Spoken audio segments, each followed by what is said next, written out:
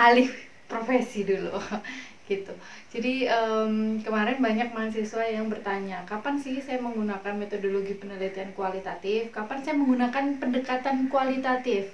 Bu, saya nggak bisa hitung-hitungan, saya maunya pakai kualitatif aja deh biar nggak ada hitung-hitungan.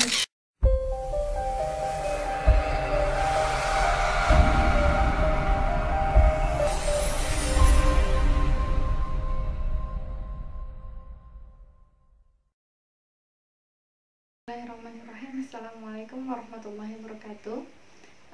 Kembali lagi dengan saya Destina Redisia Mujahidah atau Mabangsa.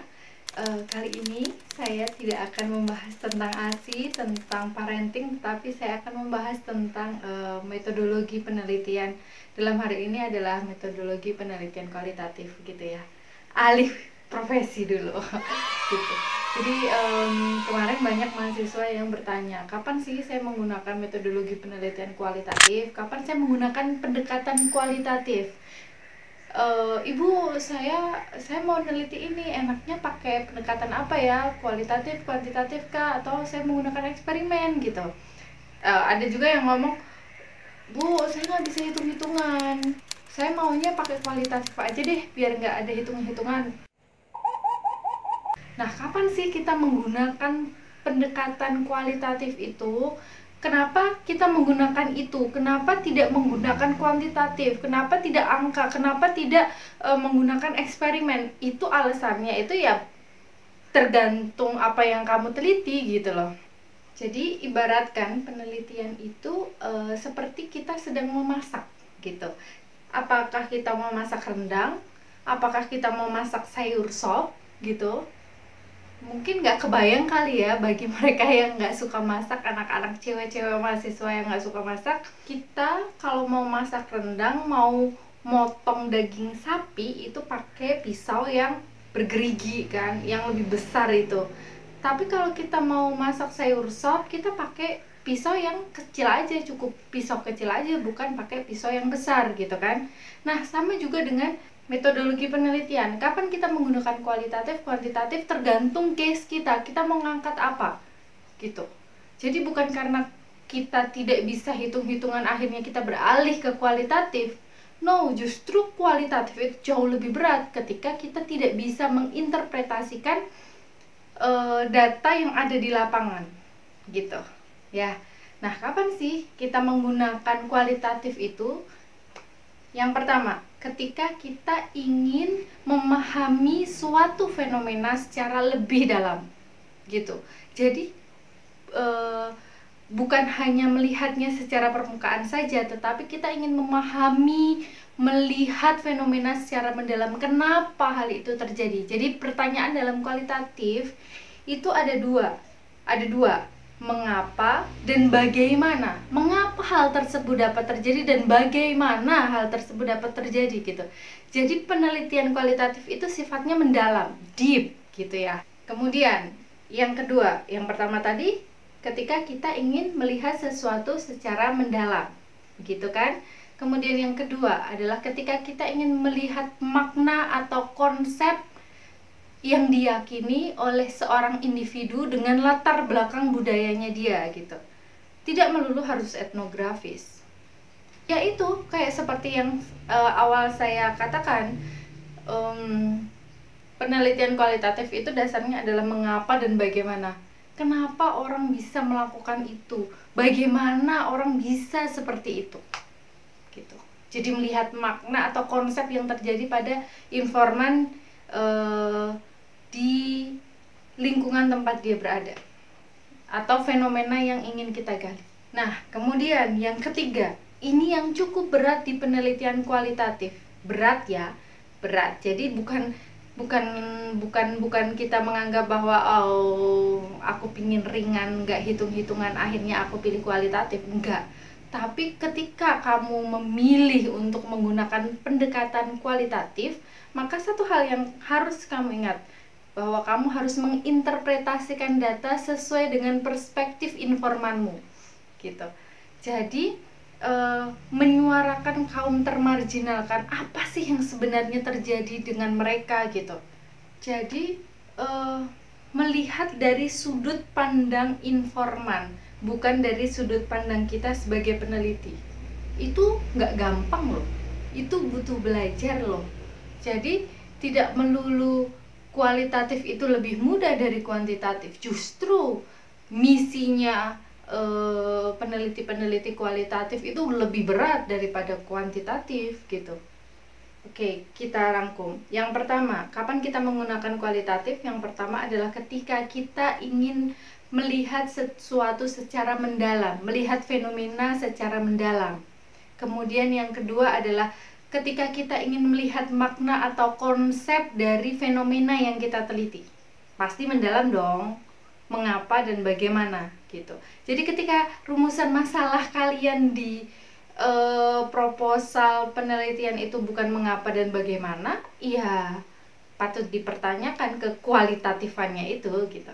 Kemudian yang ketiga, kita harus bisa menginterpretasikan sudut pandang informan itu. Kita harus bisa menyuarakan apa yang dirasakan oleh informan.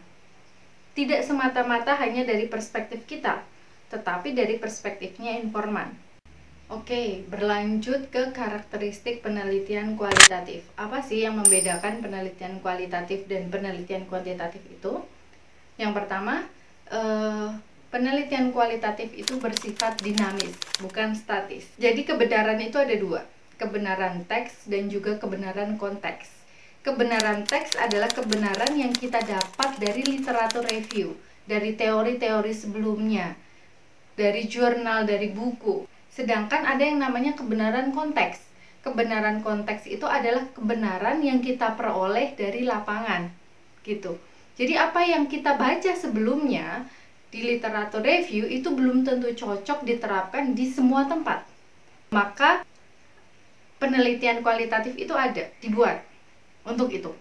Contohnya adalah mengenai kemajuan teknologi. Banyak orang yang berlomba-lomba untuk dapat menguasai teknologi, gitu kan?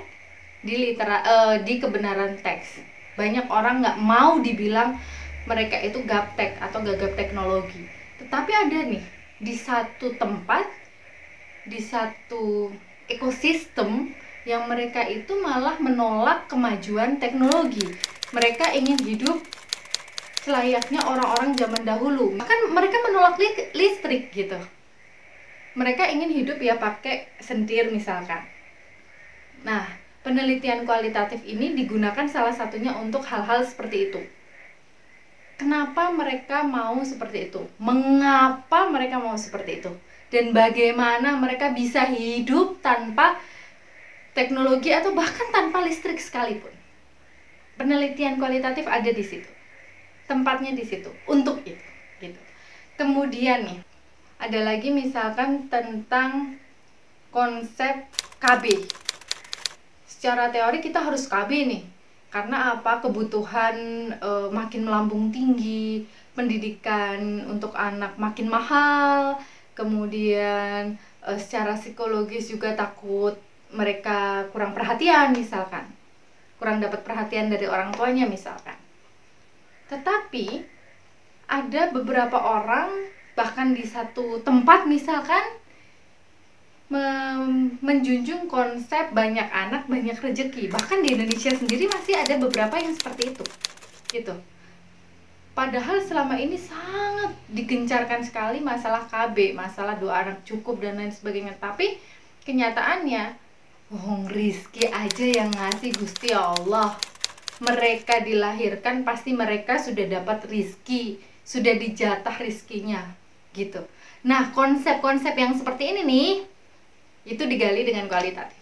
Jadi bagaimana sih informan itu memandang KB itu sendiri, memandang konsep banyak anak banyak rezeki gitu.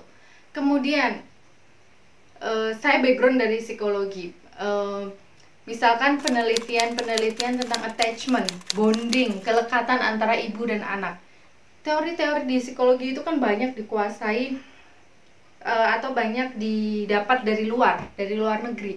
Ilmu tentang bonding misalkan, tentang attachment, bonding antara ibu dan anak, itu belum tentu cocok diterapkan di Indonesia kan? latar belakang budaya, latar belakang pendidikan, kemudian latar belakang ekonomi, itu akan mempengaruhi cara pandang seseorang, kemudian cara dia membangun bonding dengan anaknya. Pasti akan berbeda. Kemudian muncullah konsep ngemong misalkan, atau ada konsep asih asuhnya orang Jawa. Nah, penelitian kualitatif itu tempatnya di sini, gitu. Melihat secara dalam, mendetail sesuai dengan perspektif informan di tempat dia berada. Atau ada penelitian tentang schizofren, gitu, gangguan mental, schizofren. Di Indonesia, di Jawa khususnya, ada yang namanya kentir, gitu. Jadi ada kemarin penelitian dari senior saya, dia mengangkat tema adalah call me kentir. Jadi mereka menyebutku kentir. Itu adalah penelitian-penelitian indigenous yang memang tidak bisa dijelaskan dengan konsep-konsep barat. Teori-teori yang ada tidak bisa menjelaskan atau mewakili apa yang terjadi di satu tempat yang kita teliti. Kemudian yang kedua, karakteristik penelitian, metodologi penelitian kualitatif adalah mengangkat dan menyuarakan kaum-kaum termarginalkan, gitu. Jadi mereka-mereka yang belum terlihat atau terdengar suaranya, apa yang terjadi pada mereka. Banyak ya penelitian-penelitian tentang waria misalkan, penelitian-penelitian tentang anak pang, menyuarakan kenapa mereka bisa menjadi anak pang, apa yang membuat mereka seperti itu, bagaimana mereka melalui hidupnya tanpa orang tua misalkan. Tetapi penelitian-penelitian yang ada selama ini saya lihat kurang mendalam, gitu. Kenapa sih kurang mendalam? Banyak hal, banyak faktor yang menyebabkan penelitian kualitatif di Indonesia itu kurang bisa dalam. Salah satunya adalah karena pembangunan raport kita yang kurang dengan informan, gitu. Insya Allah di sesi-sesi selanjutnya kita akan membahas bagaimana cara agar penelitian kita itu bisa mendalam. Salah satunya adalah dengan membangun raport pada informan. Kembali lagi mengangkat suara kaum termarginalkan yang belum terdengar suaranya. Jadi yang kita lihat adalah kebenaran konteks yang terjadi di lapangan, fenomena yang terjadi di lapangan, bukan kebenaran teks yang ada di literatur review. Karena apa? Karena belum ada sebelumnya, maka penelitian ini dilakukan, gitu. Jadi mengangkat suara kaum termarginalkan. Kemudian karakteristik yang ketiga, peneliti kualitatif itu adalah alat. Alat untuk apa? Alat untuk memahami, kemudian untuk memaknai, untuk menginterpretasi fenomena yang sedang kita gali, kita teliti. Memahami apa yang terjadi pada informan dengan lingkungan sosialnya. Jadi, tugas kita berat loh sebagai peneliti kualitatif. Bukan hanya sembarangan, nggak bisa hitung-hitungan akhirnya beralih ke kualitatif. Tapi kualitatif itu lebih berat dari itu. Bukan menganggap remeh penelitian kuantitatif ya, tapi memang setiap metodologi itu memiliki porsinya masing-masing. Jadi, sebagai peneliti kualitatif, kita itu alat untuk apa? Untuk memahami, memaknai, menginterpretasi. Sehingga keunikan yang lain adalah, oh iya, mungkin apa yang saya lihat dengan apa yang dilihat oleh orang lain, peneliti lain, apa yang saya lihat sebagai peneliti dan dilihat oleh peneliti lain itu mungkin akan berbeda. Saya sebagai ilmuwan psikologi misalnya akan berbeda melihat satu fenomena dengan orang sosiologi. Akan berbeda cara pandangnya dengan mereka para ekonom. Akan berbeda cara pandangnya dengan orang IT untuk melihat fenomena yang sedang digali, gitu. Seperti yang ada di slide ini, gitu ya. Mbak yang berkacamata akan berbeda melihatnya dengan yang lain, si anak kecil ini, atau dengan yang pakai loaf ini. Tergantung dari latar belakang pendidikan kita, tergantung dari latar belakang budaya kita. Orang Indonesia akan berbeda interpretasinya dengan orang barat. Itulah keunikan kualitatif. Jadi kalau dikatakan kita subjektif, ya ini adalah kelebihan kita. Karena penelitian kualitatif itu bukan untuk digeneralisasi gitu, tetapi kekhasan dari fenomena yang sedang kita teliti gitu. Nah, seperti yang saya katakan di awal tadi, kita harus melihat kebenaran konteks sebagai peneliti kualitatif. Jadi kita sebagai peneliti kualitatif itu PR lain yang lebih berat adalah melakukan bracketing. Bracketing apa sih maksudnya di sini? Bracketing adalah memisahkan antara teori atau literatur review yang kita dapat sebelumnya, yang kita baca sebelumnya, dengan yang terjadi di lapangan. Jadi kita tuh datang ke lapangan benar-benar murni ingin melihat dari perspektif mereka. Oh, ini loh yang terjadi di mereka. Bukan mencocokkan apa yang kita baca dengan mereka gitu. Kita harus baca sebelumnya, harus dong. Biar apa? Biar dapat gambaran. Tetapi setelah kita terjun ke lapangan, oh ini loh yang terjadi di lapangan. Kita harus melakukan bracketing. Nggak boleh nih kita sangkut pautin dengan teori-teori atau literatur review yang sudah kita baca sebelumnya. Susah nggak? Dibilang subjektif, ya emang itu keunikan kita gitu loh. Kemudian karakteristik yang keempat adalah melibatkan proses refleksi dan intuisi dalam analisis data. Jadi ada semacam emosi kita terlibat di dalamnya. Kita bertugas untuk merefleksikan apa yang sebenarnya terjadi di fenomena yang sedang kita teliti. Apa yang sebenarnya terjadi pada informan kita. Jadi proses refleksi dan intuisi ini akan melibatkan emosi, gitu ya, akan melibatkan emosi kita. Kita bertugas untuk berdiskusi dengan diri sendiri mengenai apa yang terjadi di lapangan. Jadi bukan mencocokkan itu dengan teori. Sekali lagi, bukan mencocokkan itu dengan teori atau literatur review yang telah kita baca sebelumnya. Jadi menurut Creswell, keberhasilan seorang peneliti kualitatif itu adalah ketika pembaca atau paling tidak penguji gitu ya, penguji di sidang skripsi atau tesis kita itu mengatakan, oh iya, saya memahami dengan baik seperti apa fenomena yang dialami oleh informan gitu. Saya memahami dengan lebih baik fenomena yang terjadi pada informan gitu. Jadi kita sebagai seorang peneliti kualitatif itu harus bisa melakukan restoring. Jadi merangkai cerita, mendeskripsikan itu yang terjadi. Nih, kayak gini. Kita harus bisa mendeskripsikan, oh ada cahaya, ada bunga-bunga, ada daun, ada rumput. Dan keberhasilan peneliti kualitatif adalah ketika pembaca itu bisa merasakan emosi dari apa yang kita teliti. Berat ya? Berat. Ada peneliti yang mengatakan, oh ya, hutan ini mencekam. Oh, hutan ini indah. Tergantung apa? Seperti yang saya katakan di awal, tergantung latar belakang pendidikan informan gitu. Tergantung latar belakang pendidikan informan. Belum tentu nih seorang ilmuwan psikologi akan sama interpretasinya dengan ekonom, akan sama interpretasinya dengan ahli IT misalkan gitu. Kemudian tergantung latar belakangnya. Belum tentu ilmuwan psikologi di Indonesia akan sama interpretasinya dengan ilmuwan psikologi dari New Zealand misalkan gitu. Jadi kita harus bisa mendeskripsikan fenomena ini gitu.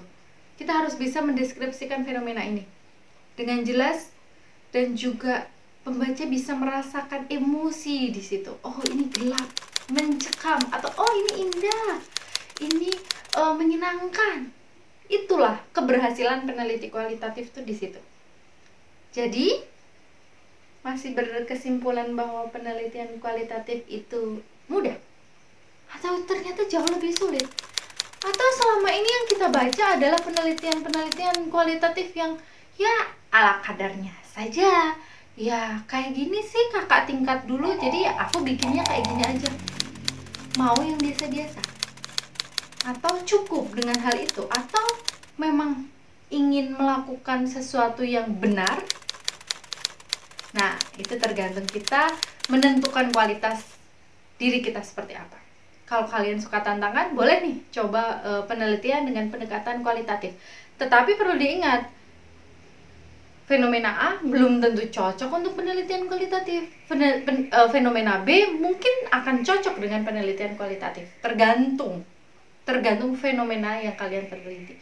Tergantung apa yang ingin kalian teliti. Ketika kalian ingin memahami, ketika kalian ingin melihat kedalaman, ketika kalian ingin melihat makna dan konsep, ketika kalian ingin menyuarakan suara kaum termarginalkan, oke, penelitian ini cocok dan mari kita bergabung. Gitu. Jadi, tidak selamanya penelitian kualitatif itu lebih baik daripada penelitian kuantitatif. Tergantung case yang ingin diangkat, tergantung fenomena yang ingin diangkat. Oke, cukup sekian penjelasan mengenai kapan sih kita harus menggunakan penelitian kualitatif dan tidak cocok menggunakan kuantitatif itu. Insya Allah video selanjutnya akan membahas tentang proses dalam riset kualitatif, kemudian apa ya sih yang skill yang harus dimiliki oleh peneliti kualitatif, kemudian pendekatan-pendekatan yang ada di metodologi penelitian kualitatif gitu ya. Masih banyak banget yang bisa kita bahas. Oke, like, subscribe jika ini dianggap bermanfaat. Assalamualaikum warahmatullahi wabarakatuh.